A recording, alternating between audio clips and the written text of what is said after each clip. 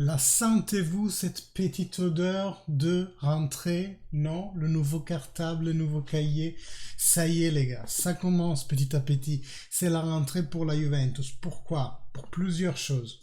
L'arrivée déjà de Cristiano Giuntoli à Torino, il est arrivé hier. Paul Pogba est arrivé la veille, il a commencé à s'entraîner, mais avec lui aussi les autres, disons, blessés de longue date. Et aujourd'hui, on a eu les calendriers de Serie A. On va parler un peu de tout ce qui se passe en ce moment. Pour la Juventus, c'est la semaine de la rentrée. Voilà, bonjour Juventini et Juventine, j'espère que ça va bien. Avant de commencer les discussions, je vous invite comme d'habitude à liker la vidéo et à mettre un commentaire, ou plusieurs si vous voulez, comme le font Émilie, là met toujours 4 ou 5, merci Émilie.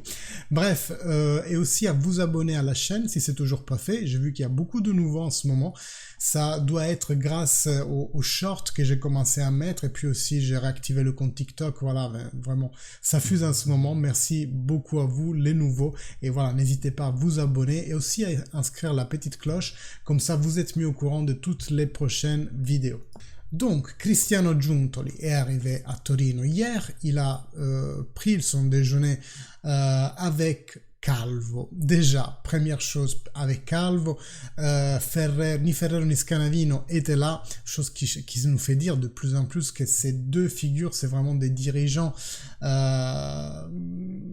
soprammobile, on dirait en italien, des bibelots en fait. Ils ne servent pas à grand chose si ça n'est avoir une charge institutionnelle et peut-être ils ont servi effectivement à nous sortir de l'impasse juridique l'année dernière. Mais bref, c'est important de savoir que Giuntoli ait pris son déjeuner avec Calvo et en effet, ça sera lui son chef. Donc on aura tout en haut Monsieur Elkan, après Calvo, après Giuntoli et sous Giuntoli, bien entendu, sous sa responsabilité, Manna en tant que vice et Tognozzi en tant que scout, donc pour faire le scouting des joueurs. Sur la même ligne que Giuntoli, on aura Chiellini pour la Under 23. Et après, tous les autres dirigeants qui gèrent les autres équipes, Braghin, je crois, pour les Juventus Women, celui de l'U19 aussi, je ne sais plus son nom. Donc voilà, c'est vraiment Calvo qui va être le chapeau de tous les dirigeants sportifs par gros secteur. Et donc, Giuntoli, son rôle, ça va être uniquement se charger de la première équipe. Il va pas, cette première année du moins, avoir affaire aux autres équipes, parce qu'on pourrait se dire que c'est très logique avoir le même directeur sportif pour la partie première équipe et pour la next gen, vu qu'il y a un mouvement continuel de joueurs entre l'une et l'autre. Mais pour l'instant, ça ne sera pas le cas. Donc, comment démarre cette nouvelle semaine de Giuntoli? On avait su qu'il aurait dû y avoir un déplacement à Londres cette semaine pour discuter avec plusieurs équipes qui sont intéressées, notamment par nos milieux de terrain, mais apparemment ça ne se fera pas, ça sera traité en conférence call. Peut-être que le but c'est déjà de faire rentrer Giuntoli dans l'environnement Continas et non pas tout de suite le transplanter ailleurs. Je trouve que c'est un choix assez sage en soi. Donc il y aura des conference calls, notamment avec le West Ham qui est très intéressé à Zakaria, et comme vous le savez, on a vraiment beaucoup de joueurs qui sont en vente.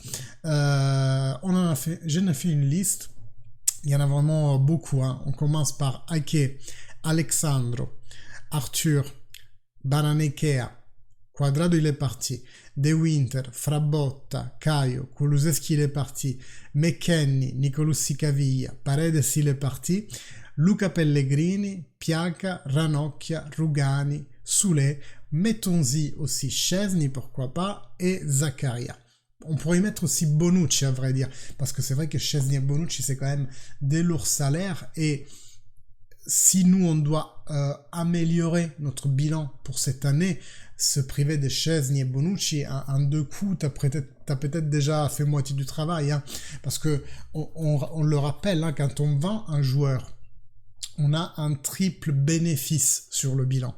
Il y a le bénéfice de la plus-value, même si maintenant il faudrait plus dire tellement plus-value, mais en gros la différence entre son résiduel à bilan et ton prix de vente, donc imaginons par exemple Bonucci, il est encore à bilan pour 5,6 millions environ, si on le vend à 6 millions, on a réalisé 400 000 euros de plus-value. Pas beaucoup, autant dire. Mais ce que je voulais vous dire, c'est qu'il y a 3 axes. Il y a la plus-value elle-même. Après, il y a le salaire épargné pour l'année. Et après, tu enlèves l'amortissement de ce joueur du bilan. Donc, en fait, tu vas jouer sur 3 lignes à chaque fois que tu vends un joueur. Et donc, vous voyez, je vous ai fait la liste. Il y en a vraiment beaucoup qui sont soit en départ pour être prêtés ailleurs, soit être vendu à titre définitif. Je n'ai pas mis Miretti, c'est vrai, mais lui aussi s'oriente vers un prêt en Serie A au moins, parce que Serie B, j'y crois pas du tout.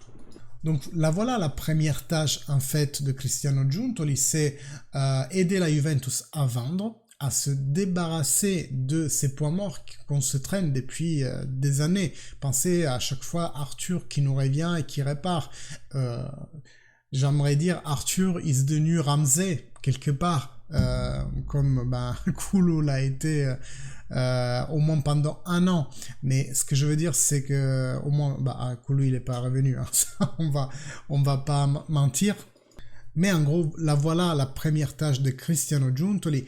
Et la deuxième tâche, et Tuttosport nous le rappelle avec sa première page d'hier, c'est de essayer de recoudre ce qui a pu casser en fin d'année. On en a parlé plusieurs fois dans les lives, mais aussi dans les vidéos. La fin de l'année dernière à Udine, justement, a été très compliquée. Avec Calvo qui s'est disputé violemment avec Allegri. Plutôt c'est Allegri qui s'est disputé avec Calvo, parce que c'est lui qui a sorti les gros mots, qui a sorti les attaques personnelles, etc. Et un vestiaire avec les joueurs qui n'est pas soudé du tout autour de l'entraîneur. Je vous disais dans un live, et il y a même un short que j'ai sorti récemment, avec ce morceau de coupé, où pour moi, partir avec ces conditions-là, c'est casse-gueule. C'est-à-dire une dirigeance, un entraîneur et des joueurs qui ne sont pas alignés, c'est casse-gueule. On le sait tous, on veut Massimiliano Allegri dehors du banc de la Juve. On veut, pour la majeure partie des Juventini, qu'il ne soit plus l'entraîneur. Et pour moi, c'est exactement pour cette raison. Moi, je rentre même pas dans le débat bon jeu, mauvais jeu. Il y en a peut-être qui sont meilleurs que moi à décrypter les signaux tactiques, même si moi j'adore la tactique. Moi, la seule raison, c'est ça en fait, qu'il n'y a plus de bonne entente, d'objectifs communs entre la dirigeance, l'équipe et l'entraîneur. Et tout comme à l'époque de Sarli, tout comme à l'époque de Pirlo, je vous disais, ça c'est la base. S'il n'y a pas ça, c'est casse-gueule. Donc, à lui maintenant, vu que de toute façon Allegri va rester encore 1 an, d'essayer de recoudre. Et notamment avec 2 joueurs en particulier, Vlahovic et Chiesa. Et donc, dont la première page de Tuttosport de hier. Donc voilà, première tâche assez compliquée déjà pour Cristiano Giuntoli. Maintenant parlons de la rentrée globale de la Serie A. Et oui, parce qu'aujourd'hui on a eu le tirage au sort de la Serie A. Voyons donc qu'est-ce que ça donne. Ça c'est le premier round, donc l'aller on va dire. Et ce qui est vraiment marrant, c'est qu'on repart encore une fois avec Udine. Ça fait vraiment comme dans la poésie, non? Ces choses qui se répètent. Ça c'est quelque chose que George Lucas de Star Wars aime bien dire, les vicissitudes de la vie qui se répètent, comme dans les trames de Star Wars, il y a beaucoup de répétitions de choses, c'est comme dans la poésie les rimes en fait. Et regardez encore une fois, on recommence par Udine, on termine l'année dernière avec Udine, avec un gros clash entre la dirigeance et Massimiliano Allegri, et on repart de Udine. Mais aussi la première année du Sarri bis, donc le premier match. Qu'est-ce que j'ai dit, Sarri bis? Le premier match du Allegri bis, c'était encore une fois avec l'Udinese. Alors là, je crois que c'était à domicile, si je ne me trompe pas, ou peut-être aussi un transfert. Tout ce que je sais, moi j'étais à Turin ces jours-là, et c'était le dernier match de Cristiano Ronaldo. J'ai vu le match dans un pub, et puis quelques jours après, j'ai vu l'entraînement de l'équipe à la Continence, et c'était le dernier entraînement de Cristiano Ronaldo. C'est lui où il se blesse, entre guillemets, soi-disant, et il est obligé de sortir. Et je me souviens que pendant cet entraînement, j'avais crié à Szczesny, Te siamo con te, pour lui faire comprendre que c'est les deux erreurs, parce qu'il avait fait 2 gourdes phénoménales dans ce match contre l'Udinese, n'était pas grave, et il m'avait fait OK avec le pouce, j'ai eu l'OK de Szczesny. Bref, des émotions pour moi, l'Udinese. Et donc voilà, poésie, premier match de Allegri contre l'Udine, rebelote Udine. L'année dernière, on termine avec Udine, on recommence maintenant avec Udine, et mon souhait, c'est que ça puisse être que bénéfique en fait. Même si on veut Massimiliano Allegri dehors, moi jamais je supporterai contre la Juventus. J'espère que ça sera bénéfique et que l'équipe cette année puisse bien faire, malgré Massimiliano Allegri, et que même Allegri lui-même puisse se reprendre et redevenir le grand entraîneur qu'il était dans son premier cycle, parce que on n'arrive pas 2 fois en finale de Champions League par hasard, les gars. Bref, donc Udinese et Bologna. Après Empoli, Lazio, Sassuolo, là ça commence à être compliqué hein, avec la Lazio, donc déjà à la 3e journée on a un big match, la Lazio de Sarri à mon sens va être dans les favorites aussi pour la prochaine année. Pour moi il y a 2 favorites avec la Juventus pour la saison prochaine, et encore la Juventus est derrière ces deux-là. Pour moi, c'est l'Inter et la Lazio. Pourquoi je ne mets pas le Napoli? Parce que je crois qu'ils sont en train de perdre Kim. Ils ont perdu le directeur sportif plus l'entraîneur. Je ne crois pas qu'ils pourront refaire la même saison qu'ils ont fait cette année. Donc voilà, la Lazio, on se la retrouve déjà à la 3e journée, pardon. Après, Sassuolo Lecce, Atalanta, allez, encore un big match. Torino Milan, bim bim bim. Atalanta, Derby et Milan. Là, l'octobre il est chaud, l'automne il est chaud. Hellas Verona. Après Fiorentina, Cagliari, Inter, vers mon anniversaire. Après Monza, encore plus proche de mon anniversaire. Et le Napoli le 10. Mon anniversaire sera passé à ce moment-là. Genova, Frosinone, Roma et Salernitana. Ok. Ça commence bien. En ce qui concerne le retour, donc on démarre fort avec le Sassuolo. Et là, on est au 14-01. Attendez, je remets l'aller parce que ça veut dire que oui, donc l'avant-dernière de l'aller, c'est encore en 2023. Et le dernier match de l'aller, ça sera déjà en 2024. Et après, on reprend le 14 avec Sassuolo, Lecce, Empoli, auquel l'Inter assez rapidement. Le 2 février, 4 février. Qu'est-ce que ça me fait penser le 4 février? C'est quelque chose. Udine, encore. Verona, Frosinone. Napoli, Atalanta, Genova, Lazio en mars. Avril est là.